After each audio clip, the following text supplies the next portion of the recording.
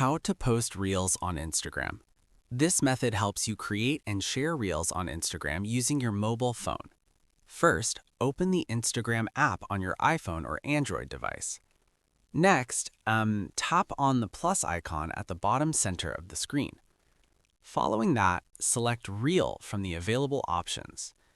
Now, you can either tap the camera button to record a new video or choose an existing video from your gallery. After that, adjust the clip length and trim the video if needed to fit the Reel format. Moving forward, tap on the music icon to add trending audio or select a sound from Instagram's music library. In addition to that, you can add text, stickers, filters, or effects to make your Reel more engaging. Once you're done editing, tap Next to move to the sharing screen. Now, write a caption for your Reel and add hashtags if you want better reach. Afterwards, choose whether you want to share the Reel to your profile grid and feed. Then, tap Share to post your Reel on Instagram.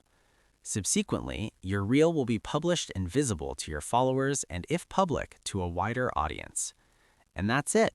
If this guide helped you post Reels on Instagram, please like the video, subscribe for more Instagram tips, and turn on the bell icon for updates.